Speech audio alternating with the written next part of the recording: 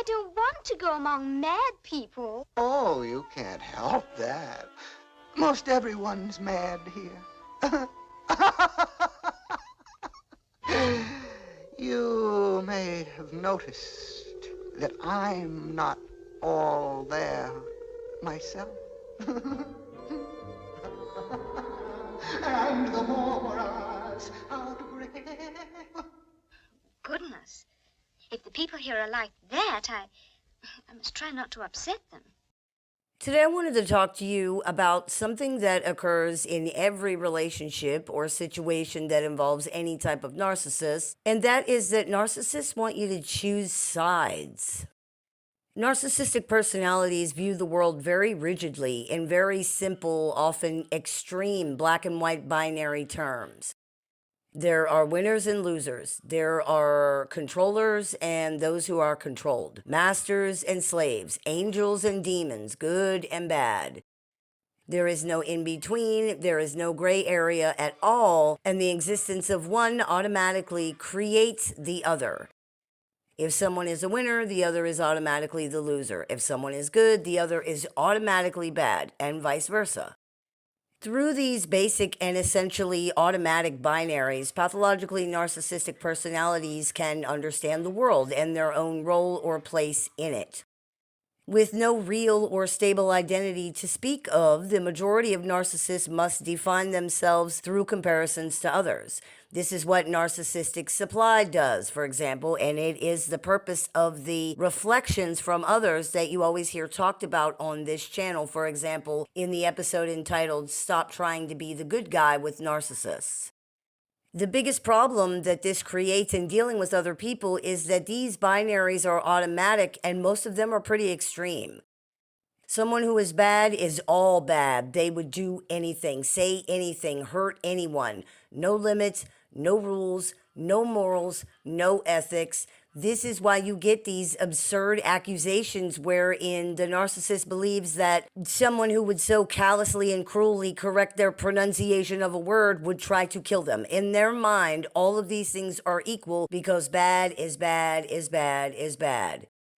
If you would do one thing, you would do anything. You would do everything. This is, of course, ridiculous and completely untrue, but understanding how this works can help us make sense out of a lot of the puzzling behavior that we see from these personalities. Trying to convince a narcissist that this is ridiculous is a waste of time. This is how they see it, and it's not going to change, but at least we can know that and use the knowledge to address our own stress, pressure, and confusion when dealing with these personalities. These personalities are in a different reality than everybody else is, and the sooner people can understand the literal truth of that, the better off they'll be.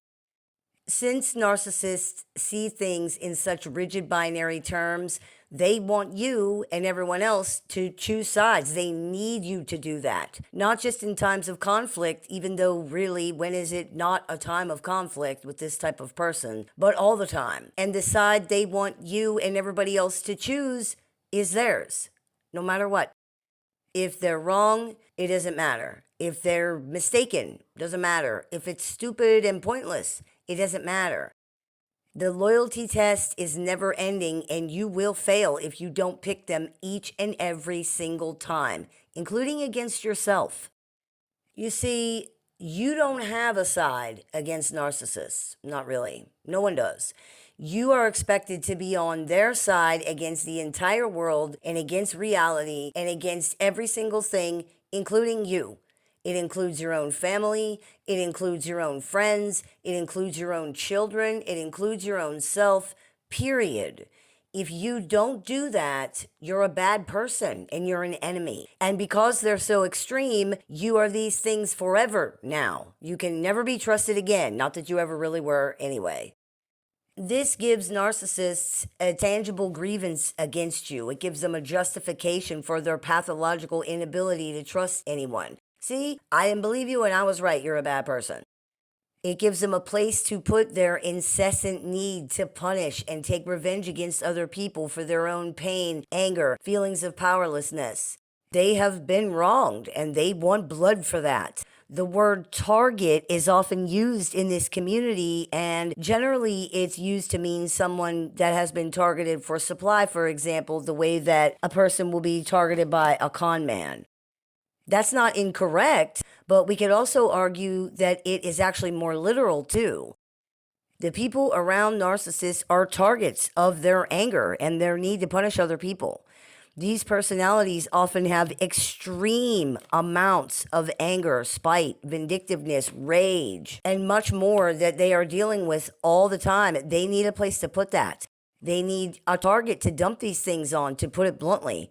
The people around them fulfill this need. They serve as targets of rage, punishment, blame, hatred, persecution, and whatever other negative experiences the narcissist needs to offload or to engage in to feel better. Anyone not being blamed or accused, if there is anyone not being blamed or accused, is expected to choose the narcissist's side in this equation, no matter what.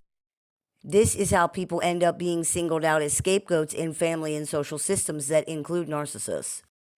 Narcissists are fixated on power and control because they are so fragile and so emotionally immature that they don't feel they have any.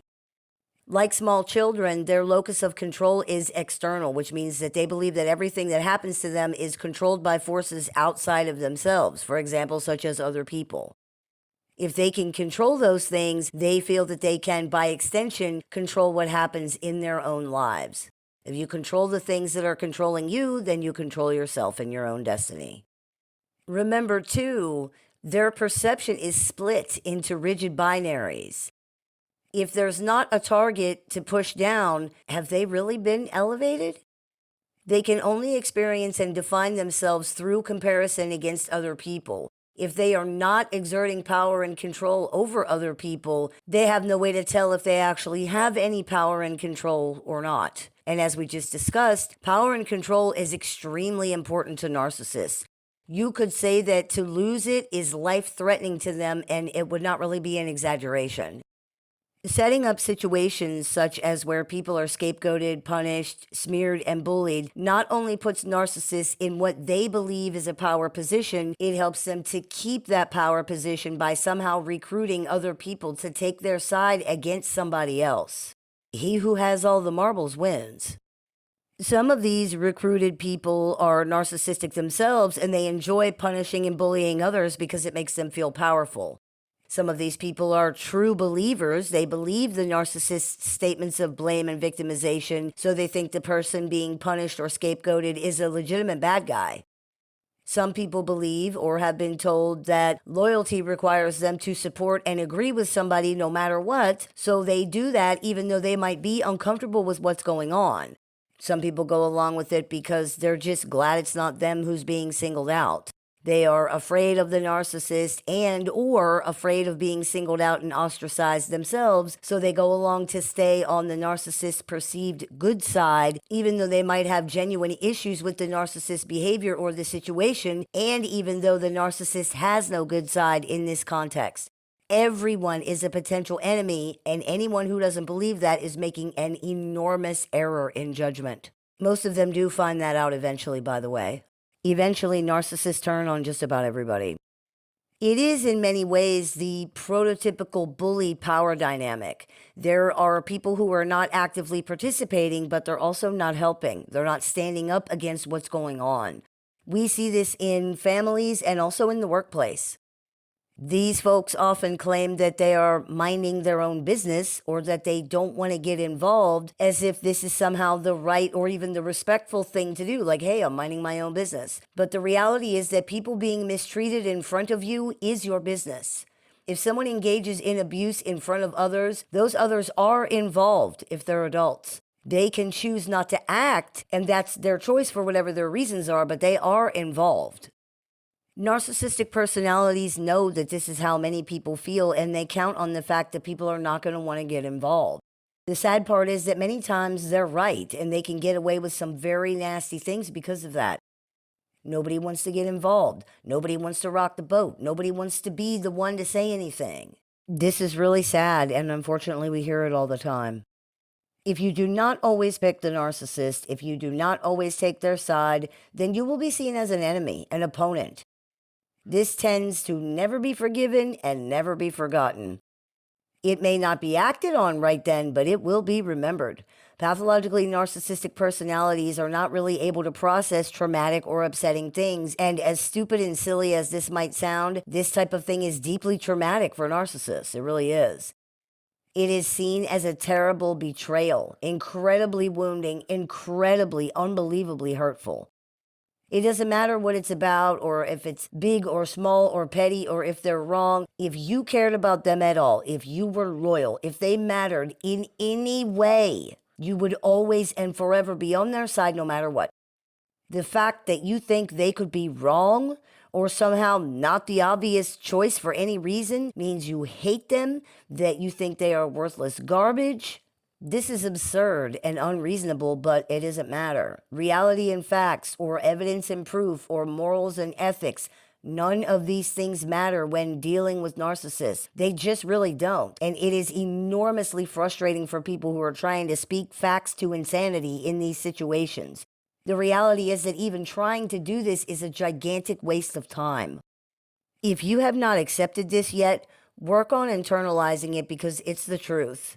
No matter how well you present things, no matter how common sense and obvious the things that you're saying are, no matter how much evidence and proof you have, it just doesn't matter.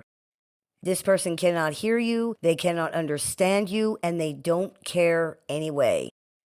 You should have done what they wanted. Because you didn't, you are the bad guy. There's no gray area, no nuance, no mitigating circumstances, no excuses accepted. You should have done what they wanted, period.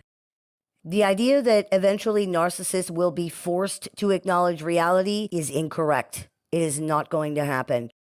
Their entire personality structure functions in such a way as to prevent that from happening. Their entire perception is built on denial and reinterpretation of reality into something that fits with the version of things that this extremely fragile person can tolerate.